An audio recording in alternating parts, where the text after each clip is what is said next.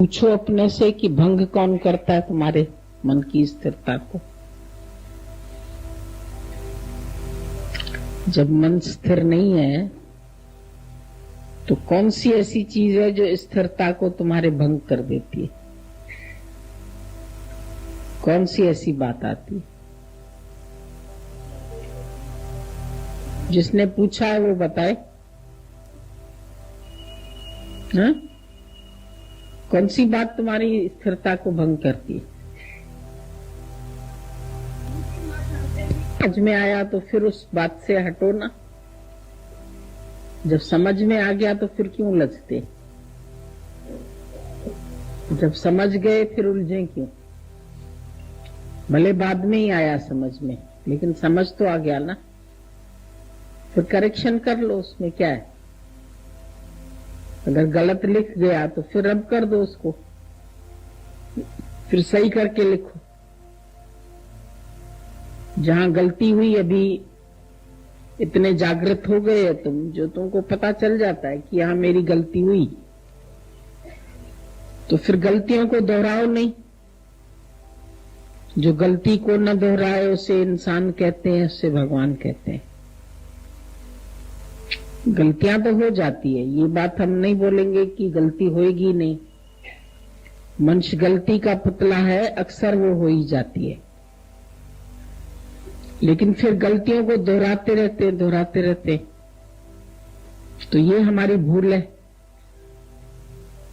कि जब एक बार तुमको पता चल गया कि कहां से मन आया, किस कारण से उसने मेरी स्थिरता को भंग किया, तो फिर उसकी स्थिरता को तुम कायम रखो कि अब की बार हम नहीं भंग होने देंगे। जो भी हालत आएगी हम उसका सामना करेंगे। प्रेम पूर्वक सामना करते चलो। एक्टर बन के, डायरेक्टर बन के अपने कोई पार्ट दिया है, शरीर अपना ड्रामा कर रहा है, लेकिन मैं करता नहीं हूं। अपने को करता मानोगे तो फिर जो कर्म का करता है वो भरता भी है, मरता भी है। ज्ञानी न करता बनता है, न भरता है, न मरता है। तुम कर्म बनाते हैं, तुमको पता भी चल रहा है कि तुम बना रहे हैं। जब तुम द्वैत की स्थिति में आते हैं तभी स्थिरता भंग होती है। जब दूसरा देखते हैं, दूसरे को सुधारना चाहते हैं, दूसरे को बनाना चाहते हैं, दूसरे की बात मन में आती है तो अस्थिरता आ जाती है। द्वैत सब विकारों की जड़ है। लेकिन जब दूजा भाव न होए, क्यों आती है विक्षेपता हमको? जब हम दूसरे की गलती देखते हैं, दूसरा गलत चल रहा है, उसको ऐसे करना चाहिए, उसको ऐसे नहीं करना चाहिए, कभी नौकर से, कभी माई से, कभी घर वालों से, कभी संबंधियों से, कभी बहू से, कभी बेटे से टकराते रहते हैं, तो दो भांडे टकराएंगे तो आवाज होगी, स्थिरता भंग होगी। लेकिन जब टकराना बंद हो जाए, टकराव को बंद करना पड़ेगा। उसके लिए सावधानी चाहिए। सावधानी होगी तो समाधान भी हो जाएगा। सावधान चित्त से चलो। हर एक पल खुद को सावधान रहना है। हर एक पल हमको ही सावधान रहना है। दूसरा ऐसा क्यों करता है, दूसरा ऐसा क्यों चलता है, उनका स्वभाव है, वो अज्ञान में है, वो अपने तरीके से चलेंगे। लेकिन तुमको तो ईश्वर ने ज्ञान दिया है। तुम अपने अज्ञान को ज्ञान से साफ कर सकते हैं, बना सकते हैं। जो कर्म अज्ञानी करता है वही हम भी करते हैं। तो अज्ञानी में और ज्ञानी में फर्क क्या है? वो बोलते हैं हमको अपमान लगता है, तो अपमान लगता है तो अज्ञानी को भी लगता है। मान में वो भी खुश होता है, जानवर को भी प्यार करो, पुचकार करो तो खुश होता है। बच्चे को भी पुचकारो तो बच्चा खुश होता है। तो तुम भी ऐसे ही नादान है जो दूसरे के ऊपर डिपेंडेंट है। कोई मान करता है, सम्मान करता है तो तुमको अच्छा लगता है, कोई नहीं करता है तो तुम उसके पास जाना नहीं चाहते हैं। कबीर ने तो बोला, निंदा हमारी जो करे मित्र हमारा सो। जो मेरी निंदा करता है कम से कम मेरे अवगुणों का पता तो चलता है कि कहाँ मैंने भूल की, कहाँ मेरा अवगुण है, कहाँ मेरा विकार है, तो मैं उसको फिर हटा दूं। जब हमको गंदगी दिखती है तो हम गंदगी को साफ करते, जब हमको अपने विकार दिखते हैं तो हम अपने विकारों को साफ करें। जब लगता है कि हमको मान इज्जत अच्छी लग रही है तो फिर गुरु कहता है अपमान भी करा के देख लो। जहां अपमान होता है वहां जाके देखो। मन कहेगा नहीं, हमको विपरीत स्थिति नहीं चाहिए। वो विपरीत से प्रीत नहीं करता है। और ज्ञानवान जो है उसके सामने सहज में जो आ जाए, जानबूझ के भी नहीं कुछ करता है, लेकिन सहज में जो चीज आती है उसको एक्सेप्ट करता जाता है। मान आता है तो एक्सेप्ट कर लेता है, अपमान आता है तो एक्सेप्ट कर लेता है। इज्जत में, बेइज्जती में, लाभ में, हानि में, मान में, अपमान में, द्वंद्वी जोड़ों में सम रहता है। अंदर से ये एक निश्चय है कि ऐसा होगा ही, इससे हम अपने को हटा नहीं सकते। संसार में बैठे हैं, सागर है, उसमें लहरें नहीं आए ऐसा तो होगा नहीं। संसार सागर में तो लहरें आती रहेगी, पर मैं लहरों में कैसे नहा सकूं, ये नहीं हम बोले कि लहरें बंद हो जाए फिर मैं नहाऊं, रास्ते में ट्रैफिक बंद हो जाए तब मैं गाड़ी निकालूं। जो जानकार है वो तो ट्रैफिक से भी निकाल लेता है, जाम से भी निकाल लेता है। खतरा ज्यादातर खाली रास्ते पर ही होता है। उस टाइम इतनी स्पीड में गाड़ी चलाएगा कि गिरेगा। तो जब तुम अपने को अकेला मानते हैं तभी तुम गिरते भी हैं। जब तुम भगवान के साथ है तो तुम नहीं गिरते। सदा बसतम साथ, ईश्वर की शक्ति मेरे साथ हमेशा है, मैं अकेला नहीं हूं। और सावधानी बहुत जरूरी है। जहां सावधानी हटी तो दुर्घटना घटी।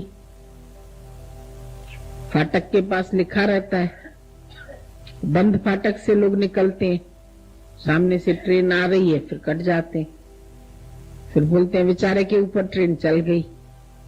तो बेचारा ट्रेन को क्रॉस क्यों कर रहा था? जब फाटक बंद था तो उसको उस टाइम में क्रॉस नहीं करना चाहिए था, रुका रहता। देर भली, दुर्घटना से देर भली। दुर्घटना होने से अच्छा है थोड़ा अगर देर से ही पहुंचेंगे तो ठीक है, कोई बात नहीं है। जबरदस्ती करके निकालते हैं रास्ता। तुम प्रेम से रास्ता निकालो। घर में भी कभी कभी सामने बंधन आते हैं, हालत आती है, गुरु कहता है उसमें धीरज रखो। धीरज दुख में सब खांसेणो। जब दुख आए, तकलीफें आए तो धैर्य बहुत काम में आता है। धीरज धर्म मित्र और नारी, आपत्ति काल पर रखिए चारी। ये चारों आपत्ति काल में ही परखे जाते हैं। धीरज, सबसे पहले इंसान अपना धीरज खो देता है। जब भी परिस्थिति आती है ना, धैर्य खो जाता है, कर भी नहीं सकते कुछ। अभी कोई दुर्घटना हो गई, तुम क्या कर सकते हैं? कोई व्यक्ति संसार से चला गया, किसी ने छोड़ दिया, कोई तुम्हारे से बैर रखता है, कोई विरोध करता है, तुम क्या कर सकते हैं? धीरज से बैठ के देखो। इंसान के अंदर धैर्य नहीं होता है, वो धीरज छोड़ देता है, तुरंत अधीरज हो जाए, तुरंत गाली देने लगता है, तुरंत अपमान करने लगता है, तुरंत वैर विरोध करने लगता है। गुरु कहता है थोड़ा सा 2 मिनट सोच लो, 32 दांत के अंदर भगवान ने जुबान दी है तुमको, कम से कम 32 बार तो सोचो। तुम तो 2 बार भी नहीं सोचते। जैसे ही कोई हालत आती है तुम एकदम गुस्से में आ जाते, चिल्लाना शुरू करते हैं, क्रोधित हो जाते हैं, वैर विरोध करना शुरू करते हैं। नहीं बोलेंगे तो क्या हम दब जाएं? ये समझते क्या है? गलती हो गई तो क्या बताएं नहीं? हम तो बताएंगे। बच्चे रॉन्ग चलते हैं तो बताना पड़ेगा, नौकर गलत चलता है तो बताना पड़ेगा। तो नौकर तेरा काम ही छोड़ जाएगा, तेरे को ही करना पड़ेगा। फिर तुम कमर टेढ़ी करके कर भी नहीं पाओगे, फिर जाओगे माफी मांगने। बच्चों को कुछ कहोगे, बच्चे घर छोड़ के भाग जाते हैं। आजकल तो कोई जमाना नहीं है किसी को भी बोलने का। बहू को बोलो तो वो वुमेन सेल में चली जाएगी, वो जाके केस करके आएगी, तुम देखते ही रह जाएंगे। आजकल लड़कियों के इतने अधिकार हैं, लड़कियां एक रिपोर्ट लिख दें तो अगला दौड़ता फिरेगा उसके पीछे। तो ज्ञानी धैर्य से चलता है। अपने मुख से ऐसा वचन नहीं निकालो जो तुमको फिर सॉरी कहना पड़े। पहले वो बोल गए, फिर बोलते अच्छा अच्छा सॉरी सॉरी, फिर सॉरी बोला तो पहले ही क्यों बात की? पहले क्यों नहीं शांत रहे? क्योंकि तुम शांत करो तो कोई शोर नहीं, दूर करो तो कोई और नहीं, तुम साधु बनो तो कोई चोर नहीं, तुम न मानो तो कोई जोर नहीं। गुरु भी कह के फिर छोड़ देता है, तुम नहीं मानो तो कोई जोर नहीं। पर तुम अगर शांत करके बैठे हैं तो कोई शोर नहीं है। हम अपनी अशांति के कारण तो खुद ही बनते, दूसरा मेरे को थोड़ी अशांत करता है। तुम बोलते हमारे कनेक्शंस घर वालों के साथ है, तो कनेक्शन तो ज्ञानी का भी सबके साथ है, पर वो अंदर से डिसइंटरेस्टेड हो जाता है। सबके साथ कनेक्शन होते हुए भी बात भी करता है, प्रेम भी करता है, बात का जवाब भी देता है। उसको मालूम है जहां रह रहे हैं वहां पार्ट प्ले करना है, सेवा भी करता है। कोई काम सामने आ गया तो क्या काम से मुकर नहीं जाता है, लेकिन प्यार से करके फिर अपना रास्ता निकाल लेता है, धैर्य से अपना रास्ता निकाल लेता है। उसके पास युक्तियां बहुत है। गुरु तुमको रोज युक्ति देता है, युक्ति की चाबियां फेंकता रहता है, तुम उठाओ तुम्हारे लिए कौन सी चाबी फिट है। युक्ति में ही मुक्ति है। जोर न छूटे, युक्त छूटे संसार। जोर जबरदस्ती से तुम संसार से नहीं छूट सकते, पर युक्ति से तो छूट सकते। पर पहली बात यह है कि पूरी तरह छूटना भी चाहे तब। अपने को भी फंसना पसंद है तो छूटते नहीं है। गुरु कहता है फंस के नहीं चलो, व्यवहार में व्यवहारिक बन जाते हो, व्यवहारिक दृष्टि हो जाती है तुम्हारी, तो व्यवहारिक दृष्टि से हटो, फिर आत्मिक दृष्टि रखो, फिर भगवत भाव रखो। Change your attitude, change your vision. अपना दृष्टिकोण बदलो, अपना एटीट्यूड बदलो। दूसरे को दोष देने की अपेक्षा अपने को दोष दो। जरूर मेरे से कहीं गलती हुई होगी, मैंने क्यों जोर से बोला, उसने ऐसा क्यों किया, ऐसा नहीं बोलो। अपनी तरफ निगाह रखो। आंखें हमेशा दूसरे को देखती है, दूसरा ऐसा चलता है, दूसरा ऐसा करता है, दूसरा ऐसा करता है। दादा ने बोला सेल्फ सियर बनो, अपने को देखो, अपने को जानो, तुम कहां गलत है, तुम कहां फिर से देह अध्यास में आ गए, फिर कहां मैं और मेरा मान लिया, फिर उनके बातों में उलझ गए। गुरु तो उलझन से सुलझा रहा है ना, वो सुलझाने की कोशिश करता है। तुम बार बार कुछ ना कुछ बन के बैठते हैं घर में। मैं मां हूं, मैं सास हूं, मैं बहन हूं, मैं भाई हूं, मेरे को ये करना है, मेरे को वो करना है। ज्ञानी कहता है हमको कुछ करना ही नहीं है। ज्ञानी से पूछो सारा दिन क्या करता है, कहता है डूइंग नथिंग, मैं तो कुछ नहीं करता हूं। इंद्रियां अपने अपने कर्म में बरत रही है, गुण गुणों में बरत रहे, मैं क्या करता हूं। अकर्ता भाव आ जाए ना तो अकर्ता भाव से समाधि, अकर्ता भाव में ही तुमको समाधि भी लग जाएगी। मगर फिर कर्ता भाव आता है, ये काला सर्प डंक लगाने के लिए बैठा है। तो गुरु तुमको इस काले सर्प से बचाना चाहता है कि तुम फिर कर्ता भाव में क्यों आते हैं, फिर अंदर में रख के बैठते हैं ऐसा करूं, ऐसा करूं, ऐसा करना चाहिए, ये उचित है, ये अनुचित है। विचार ही नहीं दो मन को, करना ही नहीं है मेरे को कुछ। करन करावना पे आप मानुष के कछ नहीं हाथ। मनुष्य के हाथ में है क्या कुछ? मनुष्य कुछ सोचता है, होता कुछ है। मनुष्य के मन में एक बात है, साहेब के मन में दूसरी बात है। तुम पता नहीं क्या सोचते हैं, भगवान पता नहीं क्या सोचता है। आज भी मेरे पास अभी एक लड़की का टेलीफोन आया, उसकी माँ बीमार थी बहुत, इधर से गई है माँ के इलाज के लिए। तो बोली कि पता नहीं अभी कितने दिन और रहेगी, तो मैं क्या वापस आ जाऊं? मैंने बोला तुम गई है, अभी उसकी तकलीफ है उसको शरीर में, और वो भजन भाव तुम्हारा सुनती है, सत्संग सुनती है, तो तुम्हारा काम है उसका सेवा करना।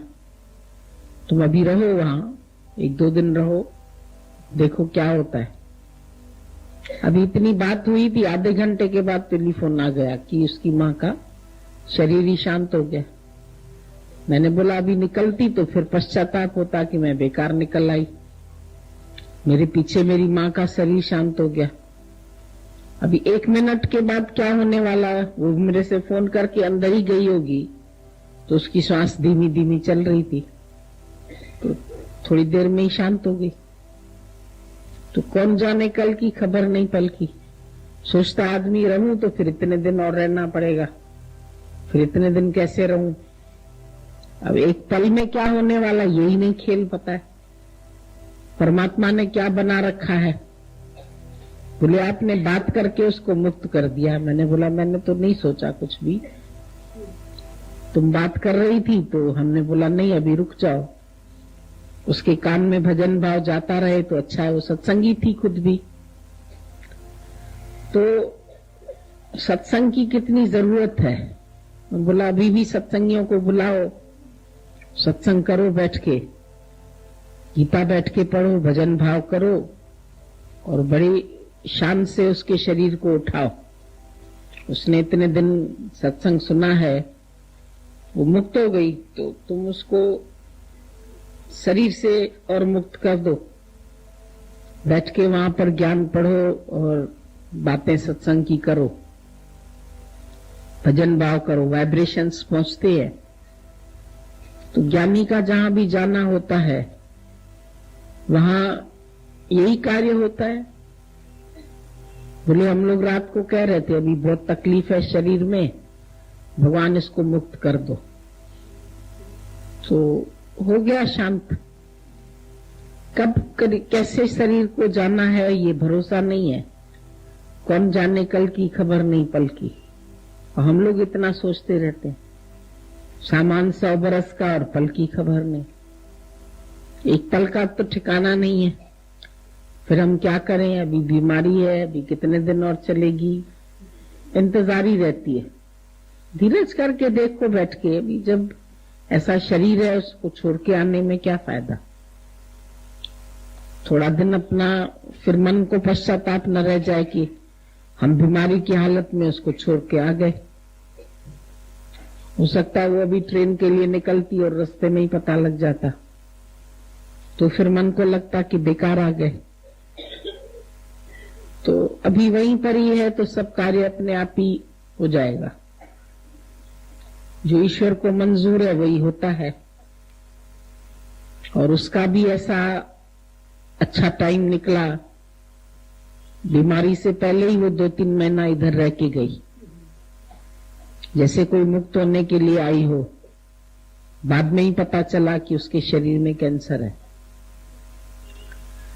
तो जितना दिन शरीर का हिसाब किताब था वो भुगत के पूरा हो गया। डॉक्टर्स ने बोला ऑपरेशन से भी कुछ फायदा होने वाला नहीं है, इसीलिए जैसा भी है शरीर, इसको हिसाब किताब भोगना ही है। पीड़ा तो बहुत थी शरीर में उसको। तो कैसे कैसे ये शरीर देह धरे का दंड सब काहू को हुए। ज्ञानी भोगे हंस के, अज्ञानी भोगे रोए। अज्ञानी लोग रो रो के भुगतते हैं, ज्ञानी हंस के भुगतता है तो शरीर का हिसाब किताब ना। जहां भी रहते हैं, जो भी कर्म प्राणी है हमारे, हमको कहीं सेवा से इससे कोई गुरु भगाता नहीं है।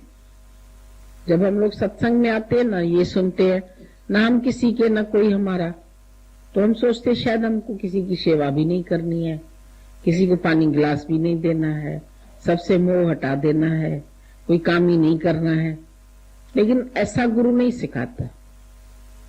गुरु हमको सबके बीच में रहा के सबसे निर्लिप्त भाव से रहना सिखाता है।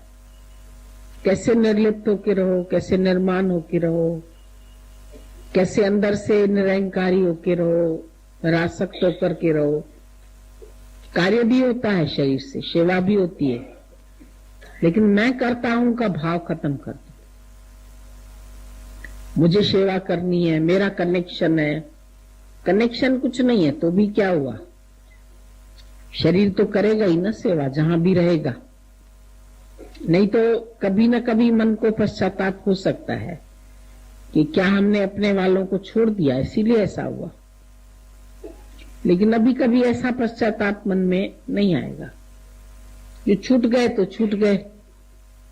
अभी शांति से बोले हम लोग घर में सब शांत है, शांति से ही सब कार्य हो जाएगा। नहीं तो रोना पिटना होता है, बैठ के रोते, अरे बिछड़ गए, अरे ऐसा हो गया, अरे ऐसा हो गया।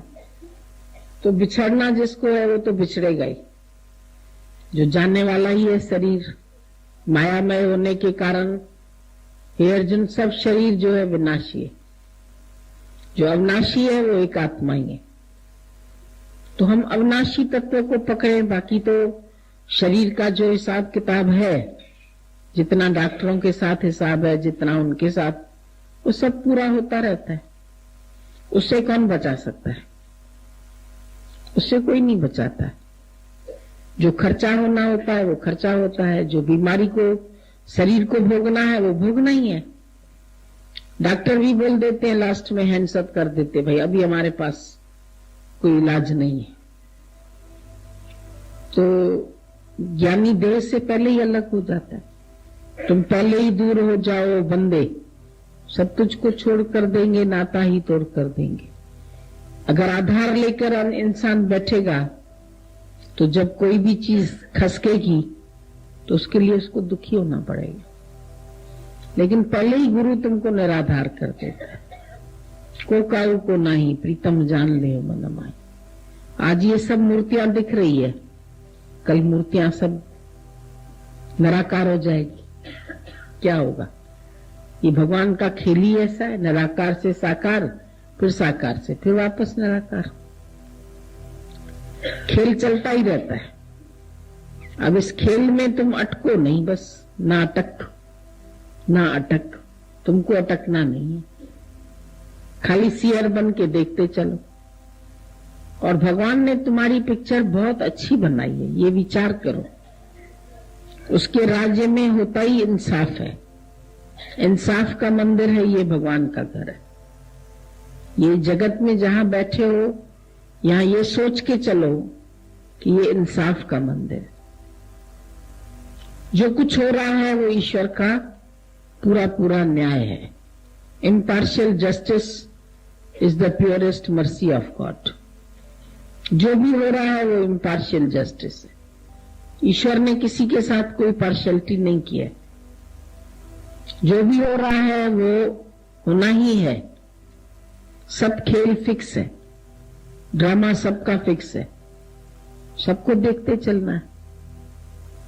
शरीर के साथ भी जो हिसाब किताब है वो पूरा होने वाला है। तो इसके लिए हम क्या कर सकते हैं? जिस चीज के लिए हम बदल नहीं सकते हैं, can not be cured must be endured, उसको तो सहना ही पड़ेगा। जो चीज क्योर नहीं कर सकती है उसके लिए सहन शक्ति मन में रखनी पड़ेगी। तो ज्ञानी अपने अंदर में सहन शक्ति रख के प्यार से हर बात को निपटाता जाता है। जो भी बात सामने आती है प्यार से, धीरज से, ऐसा भी होता है, ऐसा भी होता है। नथिंग न्यू अंडर द सन, सूरज के नीचे कोई नई बात नहीं होती है। हालतें आती है फिर चली जाती है। तुम्हारा टेस्ट होता रहता है कि तुम कितने अंदर से निरंकारी है, तुम अंदर से कितने निरासक्त है, कितनी चाहनाओं से खाली है, कितनी वासनाओं से खाली है। परीक्षा तो होगी ना, लेकिन परीक्षा में तुमको पास होना है। बैठे ही इम्तिहान के हाल में हो, कोई ना कोई एग्जाम तो रोज होता ही रहेगा। आज ये परीक्षा है, कल ये परीक्षा है, कल ये परीक्षा है, रोज कोई ना कोई परीक्षा चलती रहती है। लेकिन ज्ञानी परीक्षा में भी सम रहता है, पास होता जाता है। दादा ने सबको पहले से ही तैयारी करा दी है। ये नहीं हम बोलते भगवान हमारे पास दुख नहीं आए, लेकिन दुख आने से पहले हमारे पास शक्ति हो जाए, हम शक्तिशाली बन जाएं, हम हर दुख के लिए पहले ही प्रिपेयर हो जाएं। कौन से दुख है भगवान के पास? 8-10 दुख होंगे। जो एग्जाम में आने वाले क्वेश्चंस होते हैं वो हम लोग पहले से प्रिपेयर कर देते हैं। तो ये क्वेश्चन आएंगे, 10 ईयर पेपर्स ले आते थे पहले। ये 10 साल में जो पहले सवाल आ चुके हैं उन्हीं में से अभी कोई ना कोई आएंगे सवाल, रिपीट होते रहते। तो ईश्वर की सृष्टि में भी सवाल रिपीट होते रहते हैं। हिस्ट्री रिपीट्स इटसेल्फ, हिस्ट्री अपने आप को रिपीट करती रहती है। तो हम उलझते क्यों हैं?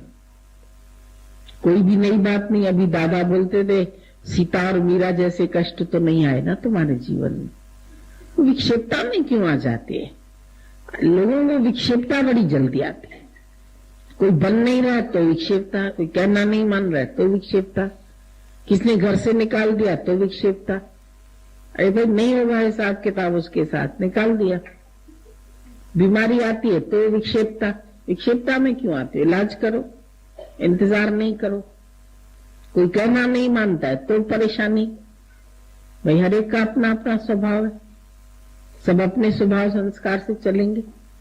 जरूरी है सब तुम्हारे हिसाब से चले, बेटा भी मेरे हिसाब से चले, पति भी मेरे हिसाब से चले। अपना शरीर ही नहीं मेरे हिसाब से चलता। इसको भी बुखार होना होता है तो हो जाता है, इसको कोई तकलीफ आनी होती है तो हो जाती है। फिर हम इसको कहां रोक सकते? जब अपनी देह के ऊपर ही हमारा वश नहीं चलता है, मन तुम्हारा इधर उधर भाग जाता है, तुम मन को नहीं कंट्रोल कर सकते। तुम बोलते बच्चा इधर उधर भागता है, घर वाले कहना नहीं मानते, वो शराब पीते, वो ऐसा करते हैं, वो ऐसा करते हैं। तो तुम्हारा मन कौन सा तुम्हारा मान रहा है? पहले तो अपने मन को बनाओ। मन जीते जग जीत। दूसरे नहीं मान रहे, दूसरे ये नहीं कर रहे, दूसरे वो नहीं कर रहे, तुम अपने को मनाओ ना, अपने को सही करो। Change your self. दादा ने बोला अपने आप को चेंज करो तो वर्ल्ड पूरी चेंज हो जाएगी। फिर तुमको कोई बुरा दिखाई नहीं देगा, कोई गलत नहीं दिखाई देगा, कोई बुरा नहीं दिखाई देगा। कोई बुरा नहीं है भले मन के वास्ते। जब मन भला हो जाएगा तो तुम्हारे लिए कौन बुरा है? सब अच्छे हैं। अपने मन से ही ममता हटानी है, मन से ही आसक्ति हटानी है। मन ही तुमको भटकाने की कोशिश करता है। ये कमाओ, ये पैसा इकट्ठा करो, ये इधर जाओ, ये दुकान खोलो, फिर अभी दुकान बढ़ाओ, अभी ऐसा करो, अभी ऐसा। आखिर करना क्या है बाबा तुम्हें? आखिर तो खानी दाल रोटी है, आखिर तो मन की शांति चाहिए, फिर क्यों भटकाते रहते हो मन को? ये अटकना और भटकना ये छोड़ दो, ये तुम्हें सताता है।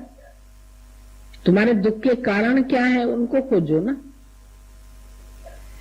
तुम्हारे पेट में दर्द होता है, डॉक्टर पूछता है क्या खाया था, क्यों दर्द हुआ, उल्टी आई तो क्यों खाई, ऐसा चीज खाई होगी जो वोमिटिंग हुई तो मालूम है हमको नहीं पचता है खाना, फिर भी इच्छा के वशों के टेस्ट के अधीन होके खा लेते।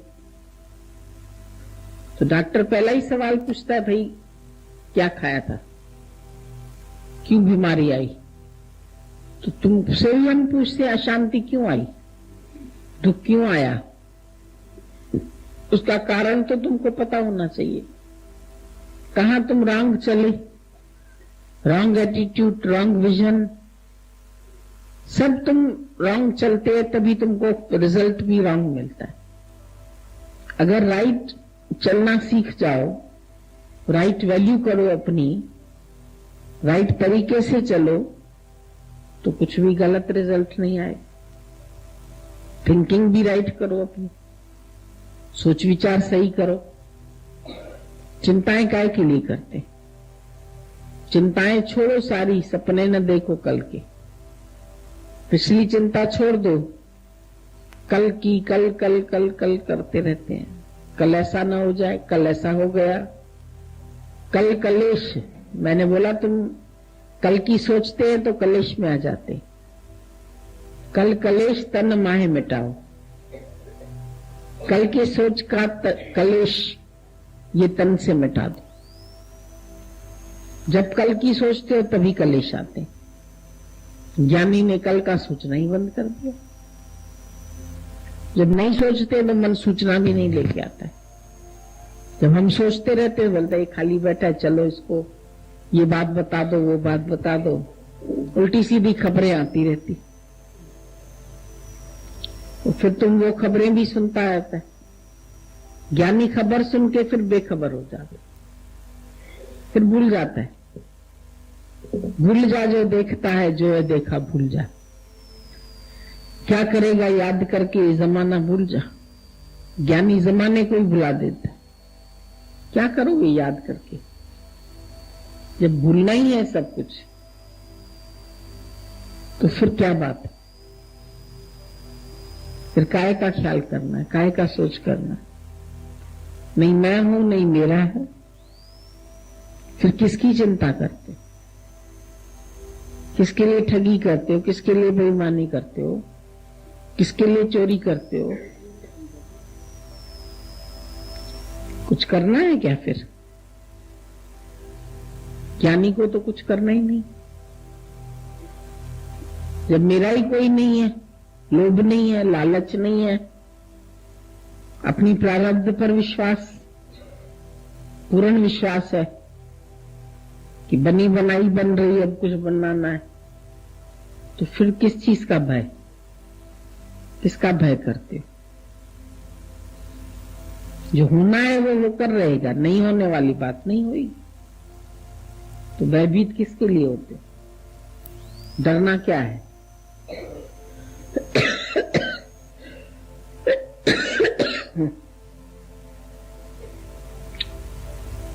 अभी डरना खत्म हो गया तुम लोग का? किसी चीज से डर लगता है? क्या हो जाएगा जो तुमको डर लगेगा? ज्यादा में ज्यादा क्या? जो बात होनी है वही होगी। कुछ विशेष नया तो नहीं होगा ना? तुम्हारे साथ कुछ नया होगा क्या? उलझते रहते। ये भी उलझन को सुलझा दो, शांत भाव से, स्थिर भाव से रह के सब खेल को खेल करके देखते चलो। इसमें फंसो नहीं, फंसने से अज्ञान आ जाता है, फिर बुरे बन जाते हो। सोच विचार करके अपने ख्यालों के अधीन हो जाते, गुलाम हो गए। गुरु तुमको आजाद करता है, ख्यालों से आजाद हो जाओ। आजादी किसी बाहर चीज से थोड़ी चाहिए, अपने ख्यालों से ही तो खाली होना है तुमको, उनसे आजाद हो जाओ। ये ख्याल क्यों आते हैं मेरे पास, क्यों मन लेकर के आता है? क्योंकि मेरे बना के बैठे, संसार को अपना बना के बैठे हो, तो फिर इनके ख्याल भी आते। ज्ञानी ने ख्याल छोड़ दिया, ख्यालन जो ख्याल गुम कर, वो कम न कर।